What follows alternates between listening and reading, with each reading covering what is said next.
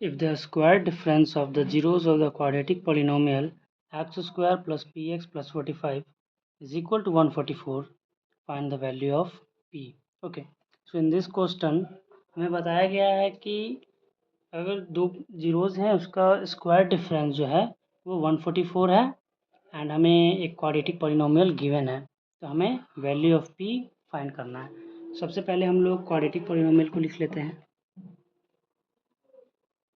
That is x square plus px plus 45.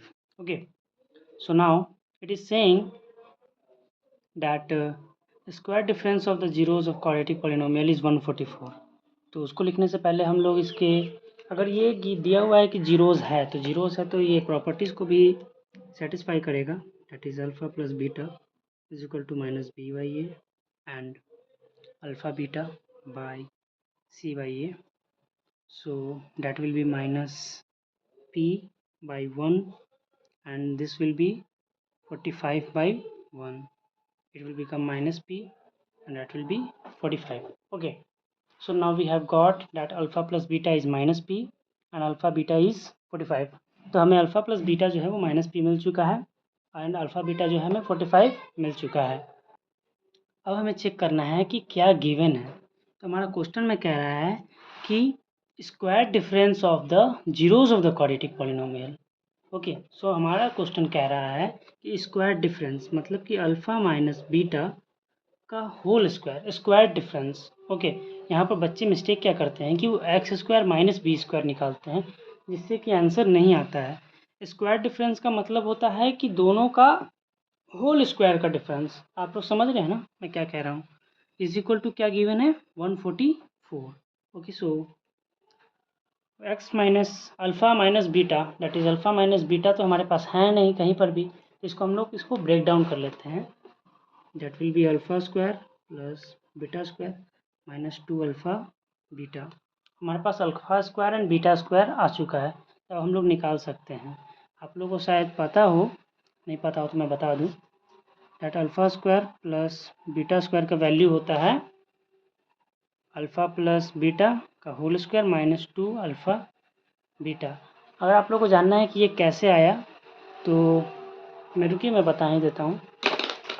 मैं इसमें बता देता हूँ, बहुत सारे बच्चों को डाउट होता है कि कैसे आया. दैट ए प्लस बी का होल स्क्वायर तो हम लोग को पता है, that A square plus B square plus 2ab. ठीक है, हम लोग को क्या निकालना है, A square plus B square, ये हमें फाइंड करना है.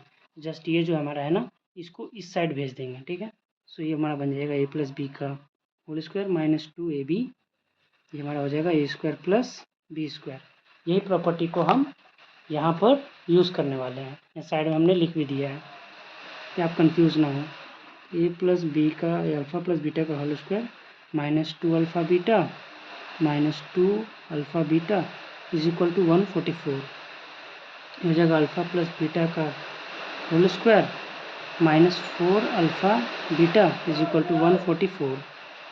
अब देखिए हमारे पास अल्फ़ा बीटा है एंड अल्फ़ा प्लस बीटा है एंड अल्फ़ा बीटा है. हमें alpha plus beta and alpha beta का वैल्यू भी पता है, जस्ट हमें वैल्यू को पुट कर देना है.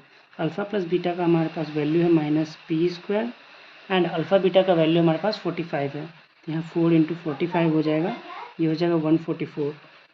नाउ माइनस पी, ये हमारा पी स्क्वायर बन जाएगा और ये हमारा बन जाएगा 180. ये हो जाएगा 144. ये माइनस में इधर जाके हो जाएगा plus. So P square is equal to 144 plus 180. So P square will be equal to 324. यहाँ पे स्क्वायर है, ये इधर जाकर क्या बन जाता है, रूट साइन बन जाता है. ठीक है, ये हो जाएगा हमारा p is equal to under root 324. So p हो जाएगा हमारा प्लस माइनस 18. रूट से जब भी निकलता है तो कोई भी चीज़ प्लस माइनस में आ जाता है.